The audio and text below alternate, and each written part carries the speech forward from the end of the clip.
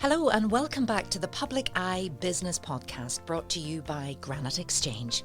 I'm your host, as always, Sarah Travers, and throughout this series I'll be speaking with local entrepreneurs and business owners to learn more about how their companies have come to be, to gain insight into their growth and find out, crucially, how they continue to innovate. So wherever you get your podcasts from, remember to keep an eye out for all new episodes and subscribe to stay up to date. Well, today I'm joined by Tonya Kidd-Beggs, Creative Director and founder of STORIES Parfum. Tonya, that's the first time I've said parfum on the Public Eye podcast, but welcome. Thank you so much, Sarah. It's great to have you in the studio, and I have to tell everybody listening to this today, the podcast studio smells absolutely divine. So before we begin, I'm going to give a little bit of background on Tonya and her business. So if you read about Stories, it says this: STORIES Parfum is an olfactory ode to the memories that have shaped founder Tonya's life. It was only after a transformative trip to the heart of perfume making in Grasse, France, that Tonya realised the power of fragrance to heal, release and transcend tragedy. Spurred on by this discovery, STORIES Parfum was born. Using the best raw materials and time-honoured traditional methods, Tonya created each fragrance to capture a moment and unlock a memory significant to her. Each bottle is a narrative woven together by a carefully orchestrated balance of notes, and as the name suggests, it is a story in aromatic form. Oh, how lovely. Sounds so poetic, doesn't it? Poetic. What a journey you've been on as well, Tonya, and congratulations on realising your dream and your business. Thank you. It's quite an emotional beginning for this business for you. Do you want to tell us a little bit about it? Yeah. So let me start off with telling you who I am. As you said, Tonya Kidd-Beggs. I'm the founder of STORIES Parfums. So I'm mum to 4 and I have a husband, of course. And we are the first Northern Irish niche fragrance house to be born. So the first Northern Irish. Yes. Well, how did you even realise that? Were you looking to start this up and you realised there was nobody else in the market? Yeah, no, not at all. So what actually started out as a hobby actually led me to Grasse in the south of France, as you do. Go to the south of France looking a hobby. So as I said, I was a mum to 4 kids. My youngest 2 are twins, and they were just getting up a little bit in age. And I thought, okay, I want to do something for myself. I was a stay-at-home mum, and I thought, okay, fragrance has always been something that connected me to who people who matter to me, places, and even to my grandmother, who sadly I never met. But I grew up thinking I did know her because I knew her favourite scent. So I love luxury beauty, or beauty full stop. Doesn't have to be luxury, but the niche fragrances was always something, and fragrance was really good, important to me. So I thought, what do I want to do? I want to learn how to blend. So I thought, where do I go? So Grasse in the south of France is the hub of the fragrance world. And I remember watching Perfume. Yes, the film. Yeah. That's where it's all set. Yeah. So, and it's a beautiful little village in the south of France. And that's where I started. I thought I'll go there, look for a perfume house or independent perfumers and just say, look, okay, this is what I want to do. I want to create a bespoke fragrance and I want to learn a little bit about the art of perfumery. So why did you go in the first place? It says a transformative trip. Why did you need, what was the calling? Yeah, so the calling was a hobby. So what actually happened there was I had a significant experience, which actually led me then to launch the brand. And what that was, I had trauma in my life when I was 12. And sadly, I didn't have any good childhood memories prior to the trauma. It had overshadowed. But my life spiraled out of control for many years after the trauma. And in my 20s, I had to do something about it. And I went through counselling, very successfully took away the root of the trauma, and my life balanced out. But sadly, I didn't have any childhood memories still. And the counselling was so good that actually I went on to train as a counselling practitioner and really focusing on inner healing and the effects that, of trauma can have if left unhealed. And but sadly, still no memories. Had resigned the fact to that, okay, I'm not going to have any, so I'll just carry on with my life. But that changed when I was in Grass, because unbeknown to me, our sense of smell is the most powerful, connected to our memory bank, which is actually in our base of our brain. Gosh. So that was the pivot of, it was really epiphany. I literally sat on the plane on the way home and went, I want to start a fragrance brand, and I want to tell people my story, because not only can it happen to me, it can happen to any one of us.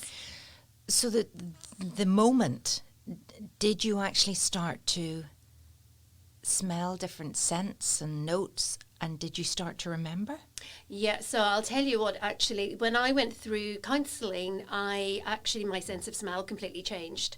And I remember out walking the dogs and everything around me was like magnified. And I always say, I wonder, is it because you just get rid of all that crap, if I can say, stuff that you're carrying around for many years.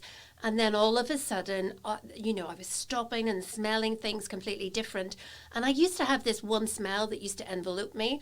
And I remember, this was over 20 odd years ago, I thought, if I could ever bottle that scent, and I didn't know what I was smelling, I would try to do it. That became Stories number one, because I just I went to create something very bespoke for me to try and bottle that memory. But then when I went on to make Stories number two at the same time, which I hadn't planned to do, but I had had this such significant experience, that's what it was, when I completed the fragrance in completion, that I actually was able to be taken back to a childhood memory immediately prior to the trauma. And I was in my grandfather's garden with my grandfather and father who were watching over me, and it was so significant. And I mean, I sat back, you sit at a perfumer's organ, you've all these notes around you, and I had completed my fragrance, and I just thought, wow, that has just taken me back to pre-trauma, and the first time that I had a childhood memory that was really positive about my childhood. And what were those scents that you were capturing and remembering? So one of the things that I do in Stories, and I find very early on, is that we all have preconceptions about fragrance. And when I went to Grass, I had in my idea, I didn't like this, I didn't like that. And I had all these thoughts what I didn't like and what I wanted in. And I worked with a beautiful, what's called a nose, a master perfumer. And I said to her, I don't like this and I don't like that. And she looked at me, and she didn't speak very good English. I didn't speak French or Russian, obviously. And we just really connected over this whole olfactory. And you have all the 200 bottles sitting at a perfumer's organ. Gosh. And they're all around you, and you don't know what you're smelling. So you have to pick each one individually and smell them. And what you do is describe, how does it make you feel? Do you have a memory? Do you have And I started to get colours and shapes and pictures, which I didn't realise was a thing. And it was when I was sitting doing that I had told her originally I don't want to use vanilla. And she had given me about a couple of hours. We were still working, and she handed me on a perfume blotter. And I smelt it, and I started describing it and writing it down. And she says, do you like it? And I says, oh, I do. I love it. And she goes, well, that's vanilla. Oh. And I had gone with the whole idea crazy. that I didn't like vanilla. So I quickly realized, okay, I don't want to focus on ingredient. Because I didn't know what I was putting into the fragrances that I made, because you blind test it, I then thought, right, okay, how many of us go into a store and we walk by, we look for a specific fragrance we think we like, and we walk by all the rest, and we don't give our time or a space or time to stop and try other fragrances. Or we think because we've smelled one particular smell, or there's something that you just doesn't agree with you. Like for me, I'm not a big patchouli fan. I used to think that I didn't like it, and then somebody did exactly the same to me and let me smell something with patchouli. And they said, but that's patchouli. I know. Oh, but it's so distinctive. I know. But we grew up in the days, if you remember, in Belfast, and all the hippies and the heavy metalers all were covered from head to toe In patchouli. Maybe that's what I know. put me off. But I quickly realised, okay, when I create and blend, I'm not going to concentrate on what I think I like. I'm going to put it together. And it's a bit like a blank canvas, like a painter. So what you do is I work away on my own and I blend and I put all my top notes, heart notes, back notes. My fragrances have 20 different notes in each, so it's very hard to define it. But what happened to me then when I put it in completion, the memory comes back immediately then. Is that right? Yeah. And then you know you've got the perfect formula. And is it a couple of drops of this or what way? Totally. You mean you have your top notes, which are all the very, your citrus, all the very bursting forth ones, but they're created to disperse in about half an hour to actually release your heart notes. So actually, if you were to concentrate on what you wanted to create, you're missing out. It's just like a blank canvas. Work away and then kind of... I know, I totally get this now because scent is actually, I think it's my favourite scents, and I'm totally love when you get that nostalgia. Yes. Inhale of something that is just nostalgia, whether it's the pipe, which would have been my grandpa, or my granny's perfume was a nay or a niece of niece, whatever way you say that, and yet when I smell that now, you're sitting back on their lap. Totally.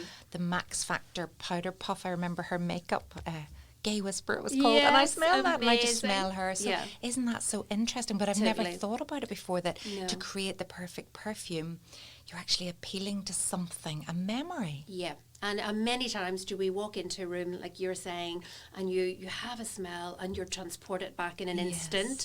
And so it's so uplifting. It's nearly like deja vu. It really is. You're just taken back into that absolute, and that's what happened to me when I was in Grass.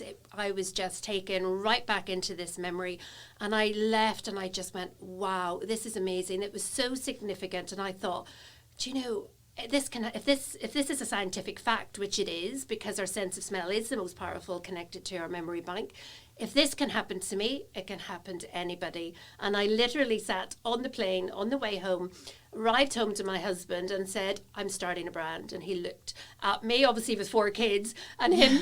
And I knew that if I was launching it, I had to go to London because I wanted a luxury niche fragrance brand. And that's what I did. I arrived in London with my little brown bottles from the laboratory. This podcast is sponsored by Granite Legal Services, a niche business and immigration law practice located in the heart of Newry City. Granite Legal Services provides legal advice to both individuals and companies alike across a wide range of industries, from employment, commercial or corporate law matters to immigration law. Granite Legal Services focuses on providing legally sound, practical advice to its clients. To get in touch, visit www.granitelegalservices.co.uk or contact 028 3026 2200. I think my naivety actually was the power behind everything, because I arrived at PR companies and I said, this is what I have, this is who I am, and this is what I want to do. And unbeknown then, again, to me, it was when you arrive at a PR, they expect the full piece. They expect the bottle, the packaging, the story. And I mean, you know, coming from Northern Ireland where everybody knows everybody and is really kind of helpful, I thought, gosh, I will never find this in London. And I did. I found people who just said, I love this, let me introduce you to somebody else. And that's how the doors started open. Just people loving what I had, loving the story and saying, let me help. You needed a little bit of money behind you. Yes, you do. And, you know, it's completely self-financed to date. Ideally, I would love the brand to scale a lot more quicker. And I would love we're actually opening into home fragrances later this year. I have 3 more fragrances sitting waiting. But to scale the brand, you need budget. Our budgets are so tight. So you do need a little bit to start with. So you went to London, you went into the PR company, you got introduced to who? So in my first day had about 4 or 5 PR companies all set up, and I went to one. And I then was introduced by one PR company to a girl in London who was a consultant. And that was probably the best investment that I ever did, was not being afraid that I didn't know anything in this industry. And she said to me, do you realize that fragrance is the most oversaturated category in the beauty world? Really? And I was like, no. No. And she said, well, okay, because of your passion, I'm going to help you. And she said to me, like, it's my least favorite category, fragrance, because it's so competitive, because you're coming up against the L'Oreal's, the Huge Estee names, Lauders, yeah. and all that. So, but she, and do you know, sometimes I sat and I was just like a sponge. I had to take in information, understand, because I had no understanding. I didn't know how to price a product, you know, the whole back end of a business. There was so much, you know, to do. So And did you get any help at all with any startup advice and support? Yeah, so Invest and I were great at the beginning. So my first probably year, it was great that I became a client of theirs, and they were able to help me with marketing and PR. And that was great. But sadly, in the grand theme of the cost of everything, it's so minute. But as long, you know, those little, you had to start somewhere. You have to start somewhere, and it's the connections and the networks, which previous guests have actually said are absolutely vital, and knowing who you can trust. Yes, absolutely. So where are you with the business right now, Tonya? So we launched 3 years ago, 2018, via direct to consumer, via our website, and you know, we did a beautiful brand film, and you know, I took it very, very seriously.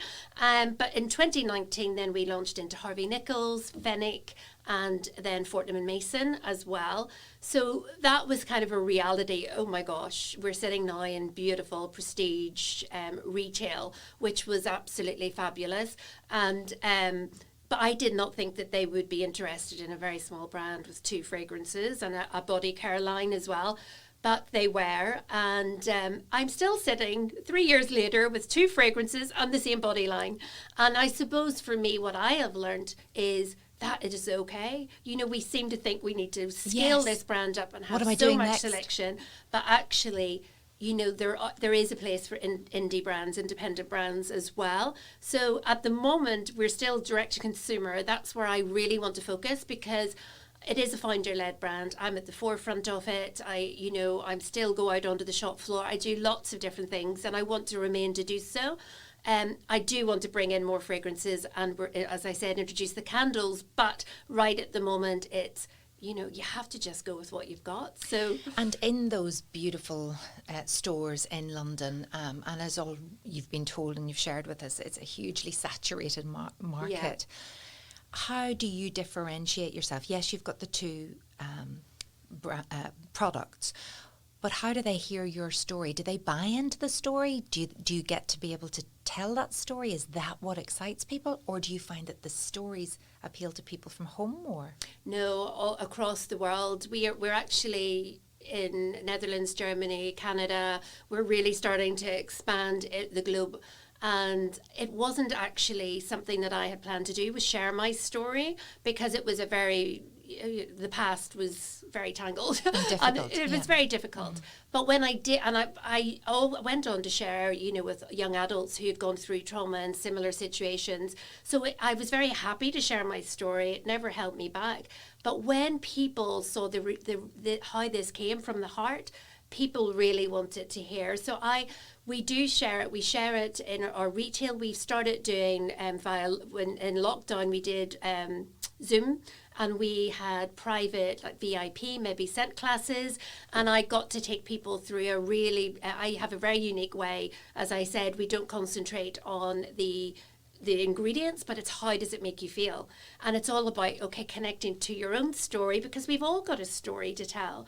And, you know, giving people a place to actually explore fragrance, their sense of smell, and be taught differently to what they may have had before. So we have been able to bring something really unique to the shop floor that they've never had before, because everything's about the tobacco or the floral or the ingredient, but it's actually, we're turning it around and saying, okay, forget about that's secondary. Let's concentrate on how does it make you feel. So it's uplifting, it's mood enhancing, it's all that, you know, there's a well-being aspect as well to it. So we look at all that and we're able to bring that to shop floor and bring it through our retailers and online. Now, as you said, you started up a couple of years before the pandemic. And I know for me, if I want to try a scent, it's about going into a place and spraying it on my wrist or on a little card and wafting it about and seeing how it reacts to my skin and how the scent lasts and all of those things. But you couldn't do that. No, we couldn't. But thankfully, I always knew from the beginning going to be direct to consumer. So we had spent time building our website. And that to me was fabulous. We grew, I think it was about 370% in the first year of lockdown. So did you do testers? We did. So that was one thing we had done pre-lockdown, and thankfully we did, because I knew, my idea was you cannot make a decision of a scent as soon as you spray it or what you read, because a tobacco fragrance in one fragrance is completely different in another. So you have to take it and put it on your skin. And that's what I really focused on. So I was delighted that I could actually vocalize this. Okay, take the sample home or spray it in the shop, go for lunch, let it develop. Because fragrances are created in such a way to adapt on your skin over hours. So it's not even... so the first half an hour you'll get the top notes, but then the heart notes will come through. But I love even when you're in bed at night and you can still get a little waft. Yes, and that's your back notes. Right. So actually, the sampling was always something we were very strong. It must cost a lot, though, to sample. Everybody wants samples, and that's probably something you had to really kind of knuckle down and say, are we going to do it? If we're going to do it, we have to invest in this. Yes, it is. And being a niche fragrance brand means it's artisan methods. They're all done by hand. There's a master perfumer in the midst of it. So even though I create everything by hand, then the master perfumer does the whole balancing, and then we do it in small bulk. So we don't scale. And the other generic brands are pushing out loads of brands, and they use a lot of synthetics, where we balance our synthetics with natural. So it is a huge investment, let alone we have 3 different size bottles as well, which are all refillable, which is great for sustainability purposes. But then the sampling alone cost us so much money.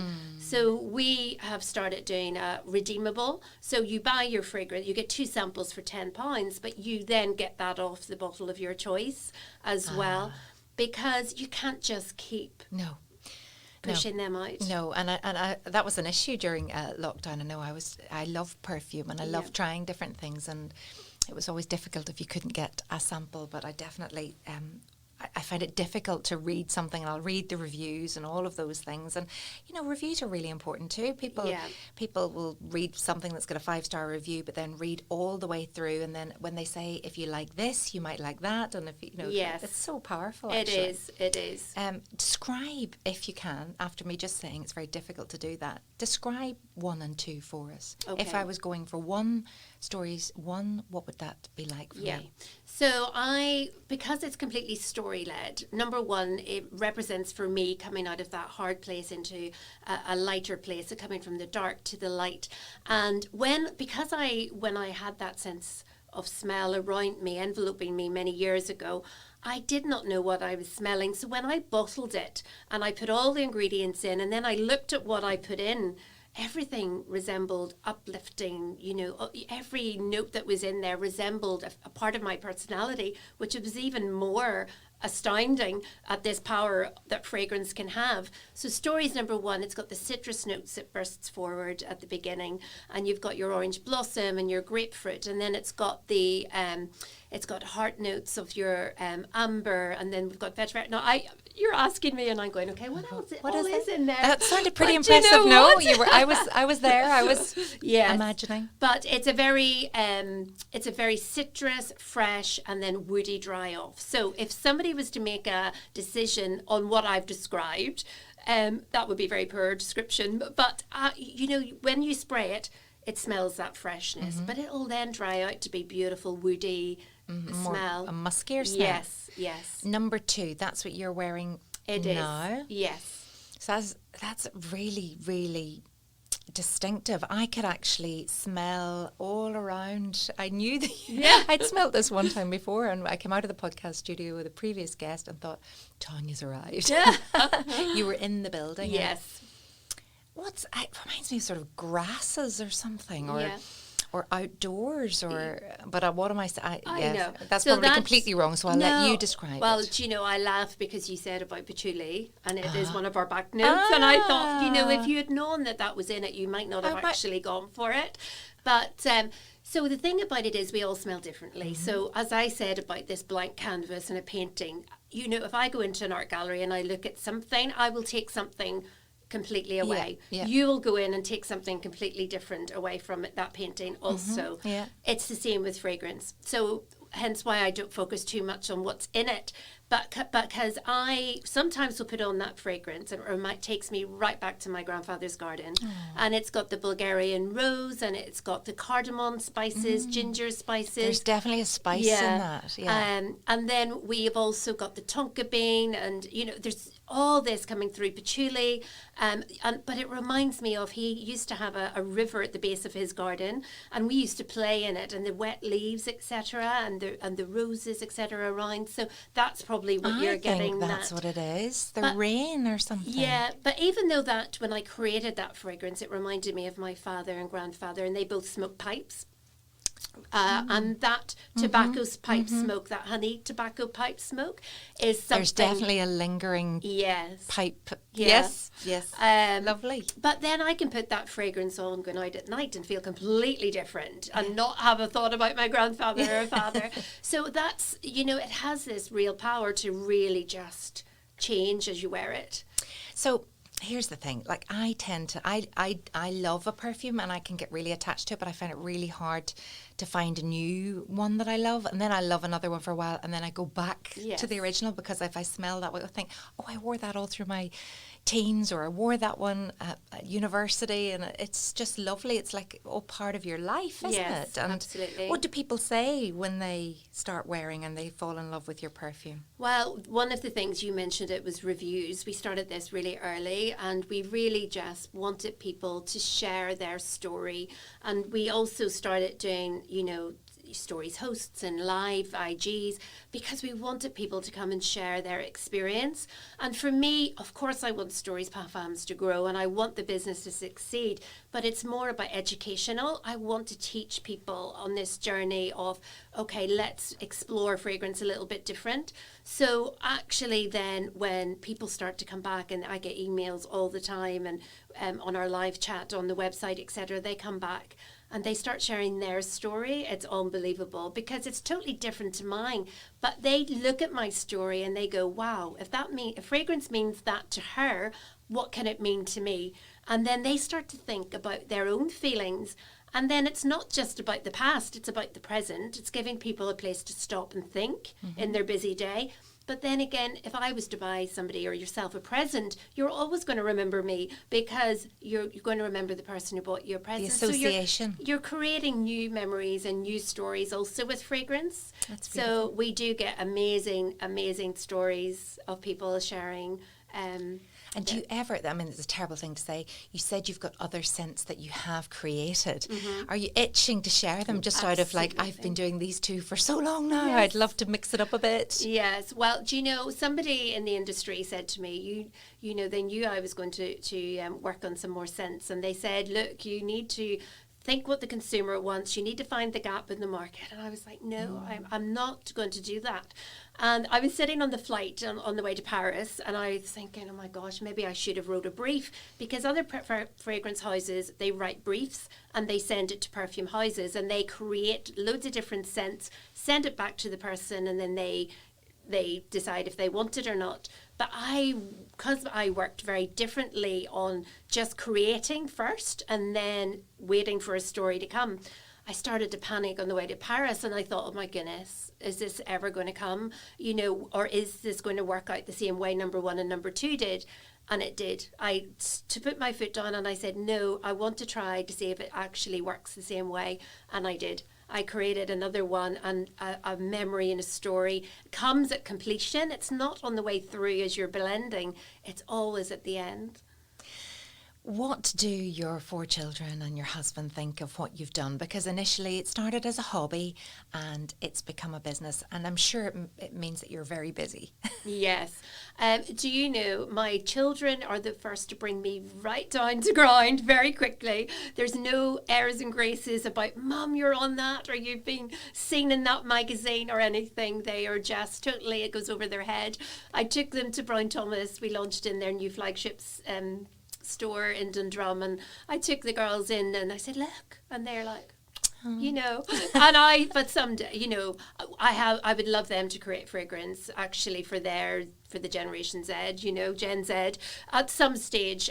So I hope they will That would be lovely, move into loving it. My husband is hugely supportive. He is a businessman himself and very, very busy, extremely busy. And not once did he snigger or laugh or say, oh my gosh, this hobby is just going to be a very expensive hobby. He 100% believed in my vision. That's so important, though, isn't it? Because I do speak to some women especially that have maybe taken the time out to do that sometimes thankless job of raising the family and looking after everyone. And then it comes to that point you want to try something else and people are nearly like, oh, for goodness sake, what are you doing? Yeah. And he was very 100% supportive. And we always agreed at the beginning. Now, my children, are, you know, the youngest 2 are now 15. My eldest is 25. And then I have a 19-year-old.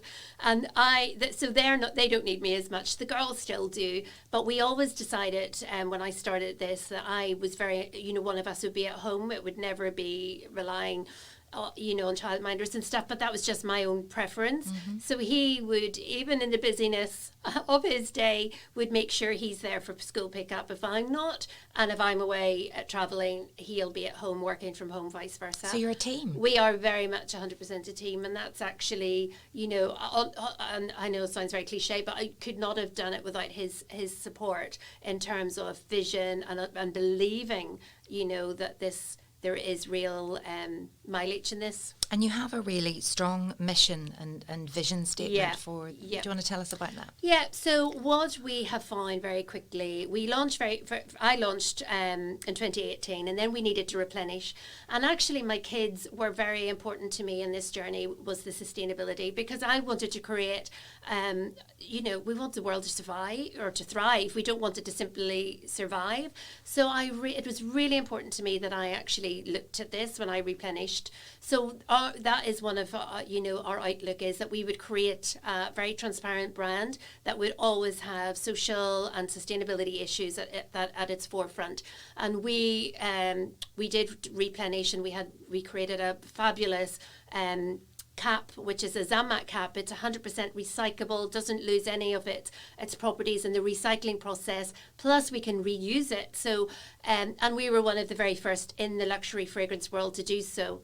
So we really positioned ourselves as forerunners in bringing luxury and sustainability together, because we don't see that at the moment. It's either luxury or sustainable. Mm-hmm. So we decided to change that. Combine the two. And we did. We were seen by our the Marie Claire UK Sustainability Awards. We got highly commended for our efforts. So you must have been very proud. So proud, because I mean, this was us starting small, and I thought you had to have it all in completion. And you know, so that's really important. And to be recognised by Marie Claire as well. I mean, they're just up there, aren't they, when it comes to the beauty industry? Absolutely. And, you know, so that's at the forefront, the sustainability, and making sure we're going through the positive luxury at the moment, which is an accreditation, you know, that you have gone through a very rigorous process to be seen as a sustainable brand.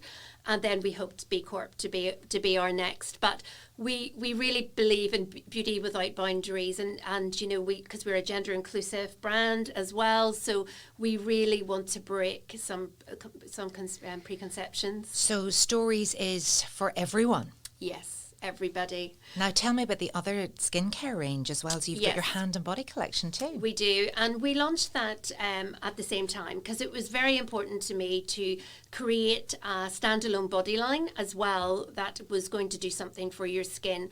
there's so many people that actually, many fragrance houses that create a body line and it's only a base moisturizer with a scent. But mine, I wanted to actually transform your skin. We've won awards for this as well, which is amazing. And the testers for the Beauty Bible Awards said it transformed their skin. And in the little bumps on your arms, etc., they left. Really? So that was what I wanted to do. And I worked very closely with a local company and who had a chemist to create something that was more nutritious for your skin. But another way was, layering. People would have said to me, why does fragrance not last on my skin? And it's down to two things: the strength of the fragrance, which ours are all eau de parfum, which are really good strength and long lasting. But also if you've dry skin, the molecules in the fragrance don't cling to your skin. So I wanted I didn't know that. I learn something new every day. So the idea of preparing your skin before you spray, but also you can mix it up. So there's a beautiful veil of scent on the hand and body wash and lotion, and you can wear it on your own if you don't want to wear fragrance. But you can wear number 1 body lotion and wear number 2 fragrance. Ooh, mix it up a little. Yes. And does that give a very different scent? It does. It'll make a very distinct, and because of our sense of smell and our memory bank, again, what you smell is very bespoke and unique to you. So when you do it with your body line, also, it becomes a much more unique It's scent. an incredible story. And, what comes across is you're so passionate about what you do. What would you say has been your biggest challenge?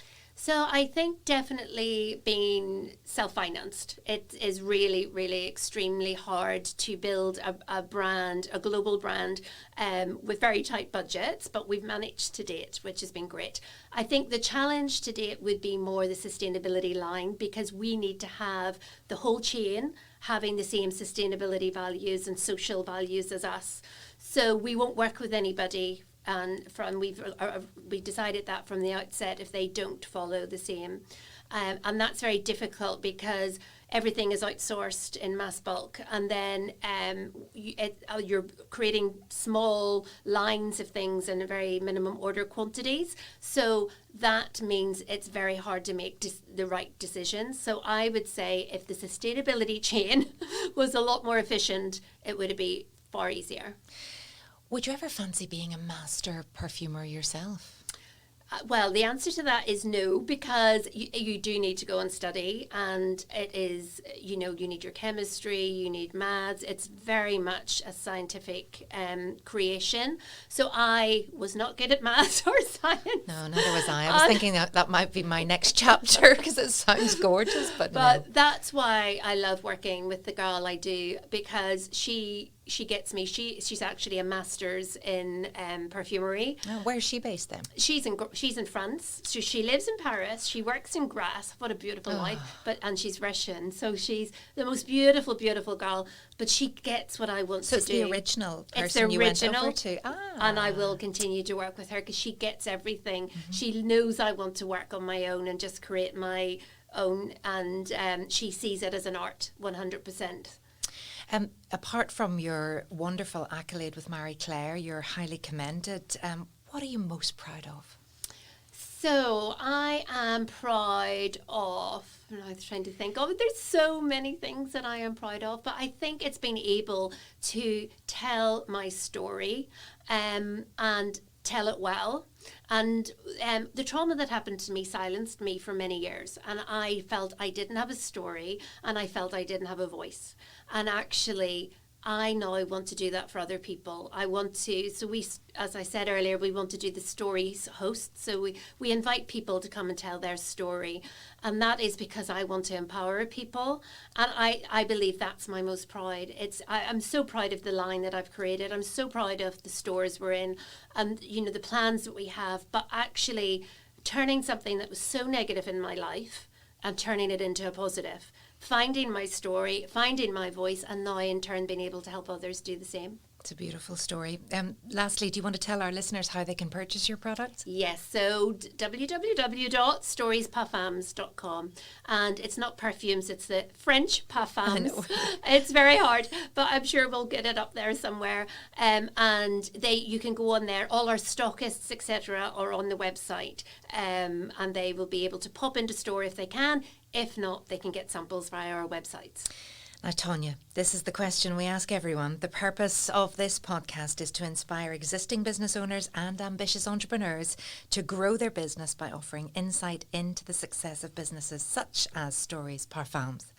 What advice would you give, though, to people who may have that business idea but have no idea where to begin or are unsure as to whether the risk is worth taking?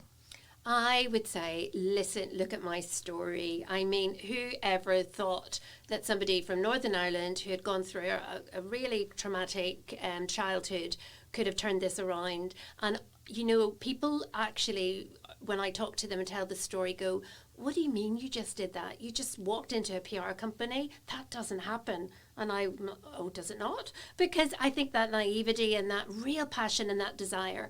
So if you believe in your product, if you believe in your service, and you have that passion and that drive, I would say go for it. Start small.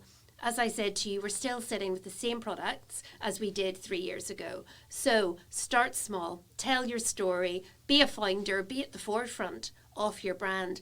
It took me a long time to find my voice and to step out, and I know I'm so thankful that I did. So I would say absolutely follow your passion, and if you have it, go, move forward. Tonya Kidd-Beggs, Creative Director and Founder of Stories Parfums, on the Public Eye Podcast. Thank you. Thank you so much, Sarah. And we'll see you next time. Thank you. This podcast was recorded in Granite Podcast Studio. Interested in starting up your own podcast but don't know how? Granite Podcast Studio can help. Record your podcast in our state-of-the-art studio, which is based in the heart of Newry City. Our studio has cutting-edge and user-friendly technology and can seat up to 4 people. We also provide an editing service for our team, using your guidance and editing notes to provide you with a flawless finished product, leaving your listeners wanting more. For more information on how you can get started, visit www.granitepodcaststudio.com.